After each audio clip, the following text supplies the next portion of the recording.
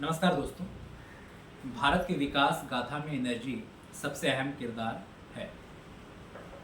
और जब बात आती है रिन्यूएबल एनर्जी की, तो अक्सर सोलर पावर की तो एक नाम सबसे आगे निकल कर आता है, वारी एनर्जी। यह कंपनी सिर्फ पैनल्स बनाने वाली कंपनी नहीं है, बल्कि भारत की क्लीन एनर्जी ट्रांजिशन की बैकबोन बन चुकी है। FY25 और FY26 के फर्स्ट क्वार्टर में ताज़ा नतीजों ने साबित कर दिया है कि ग्रोथ सिर्फ वॉल्यूम्स की नहीं, बल्कि प्रॉफिट्स और मार्जिन्स की भी हो सकती है।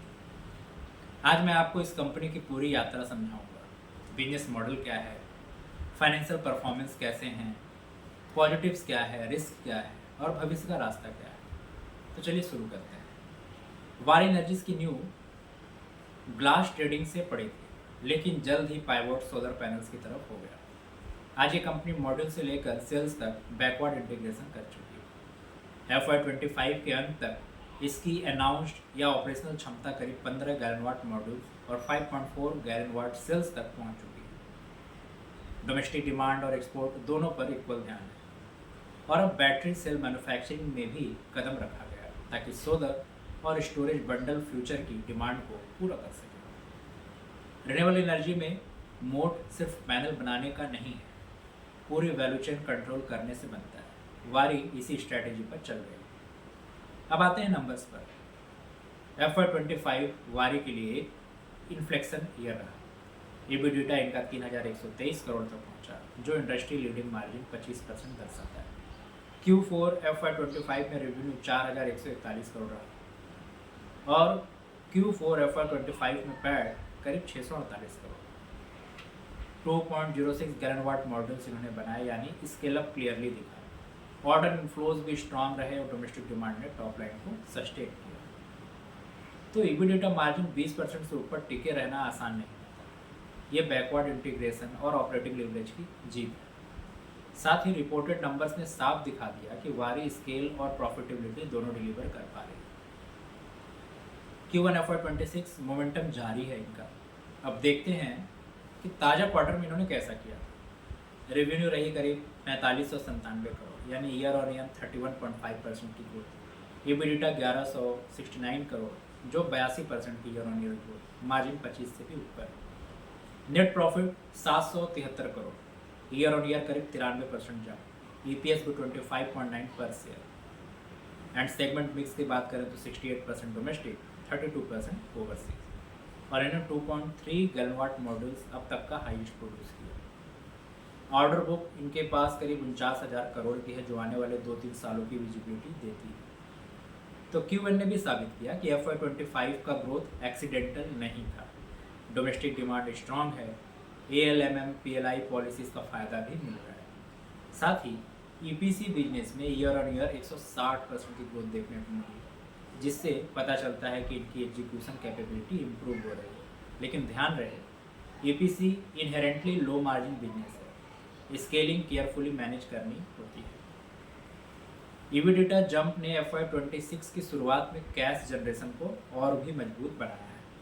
नेट कैश पोजीशन कंफर्टेबल है, जिससे कैपेक्स और एक्सपेंशन खुद के इंटरनल एक्रूवल से पार्टली फाइनेंस हो सकते हैं। वहीं वर्किंग कैपिटल डिसिप्लिन क्रिटिकल रहेगा, क्योंकि EPC और एक्सपोर्ट रिसीवेबल साइकिल लंबा भी हो सकता है।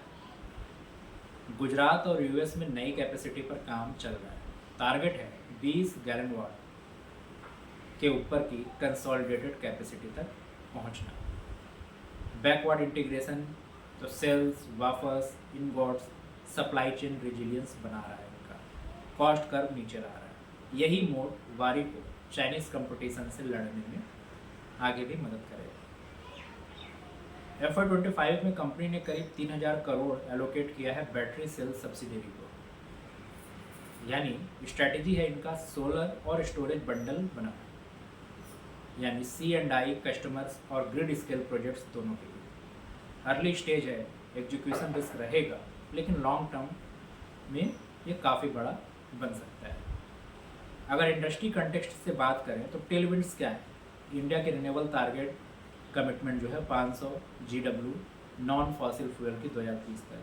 गवर्नमेंट का डोमेस्टिक मैन्युफैक्चरिंग पुश, जैसे PLI, ALMM, import duties and corporate decarbonisation demand. Headwinds जैसे चाइनीज ओवर सप्लाई और प्राइस वार, टेक ऑब्सोलिसेंस रिस्क जैसे टॉप कॉन और HJT-BC ट्रांजिशन हो जाए, एक्सपोर्ट मार्केट रिस्क भी है जैसे टैरिफ, ड्यूटी, कंप्लायंस, स्क्रूटनी।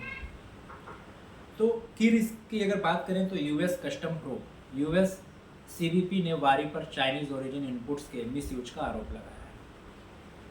तो इंटरिम में शिपमेंट्स पर कैश डिपॉजिट रिक्वायरमेंट होती है जिससे अननेसेसरली आपके रिसोर्सेज ब्लॉक हो सकते हैं। आउटकम अभी भी क्लियर नहीं है, निगेटिव रिजल्ट और एक्सपोर्ट दोनों को इम्पैक्ट कर सकता है। कैपेक्स एग्जीक्यूशन की बात करें तो 15 to 20 GW रैम्प में डिले या इल्ड इश्यूज कॉस्टलियर साबित होंगे। वहीं टेक बेट की बात करें तो रॉन्ग टेक एडॉप्शन से क्या होगा, इनका कैपेक्स स्ट्रैंडेड हो सकता है, यानी स्टैंडर्ड कैपेक्स रिस्क भी है यहाँ पर। बट अगर पॉजिटिव देखें तो 25 और Q1 FY26 दोनों में स्ट्रॉन्ग प्रॉफिटेबिलिटी आई है। EBITDA और पैड दोनों डबल डिजिट ग्रोथ के साथ बढ़े हैं। डोमेस्टिक मार्केट टेलविंड्स भी इसको सपोर्ट कर रही है, जैसे एनर्जी ट्रांजिशन का एक EP सेंटर बन चुका है भारत। साथ ही ऑर्डर बुक की विजिबिलिटी 49,000 करोड़, यानी इंटीग्रेशन और स्टोरेज फोरे में फ्यूचर प्रूफिंग स्टेप्स कंपनी ले रही है। तो आपको क्या ट्रैक करना चाहिए? US कस्टम्स प्रोब का आउटकम, ASP ट्रेंड्स और यूटिलाइजेशन, सेल लाइन रैम्प और yield, working capital cycle, EPC receivables के लिए और बैटरी कैपेक्स माइलस्टोन। FY25 वारी के लिए स्केल और प्रॉफिट का साल रहा। Q1 FY26 ने उस मोमेंटम को कंफर्म भी किया। डोमेस्टिक डिमांड अभी मजबूत है, मार्जिन हेल्दी है, लेकिन रिस्क भी उतने ही बड़े हैं जैसे US का प्रोब, टैरिफ, चाइनीज़ कंपटीशन और टेक्नोलॉजी ट्रांजिशन। तो अगले 4 क्वार्टर से डिसाइड करेंगे कि वारी सिर्फ इंडिया लीडर रहेगी या ग्लोबल स्टेज पर भी बड़ा खिलाड़ी बनेगी। दोस्तों, वारी एनर्जीज की कहानी सिर्फ एक कंपनी की नहीं है, ये भारत की क्लीन एनर्जी एम्बिशन की भी कहानी है। एग्जीक्यूशन फ्लॉलेस रही तो ये कंपनी आने वाले दशक में लीडर बन सकती है, लेकिन इन्वेस्टर्स और स्टेक होल्डर्स को यह समझना होगा कि हर तेज ग्रोथ के साथ वोलाटिलिटी और रिस्क भी आती है। ये पूरी चर्चा सिर्फ जानकारी और शिक्षा के उद्देश्य से है, ये किसी भी प्रकार की निवेश सलाह नहीं है। निवेश करने से पहले हमेशा सेबी रजिस्टर्ड फाइनेंशियल एडवाइजर से सलाह लें। Thank you.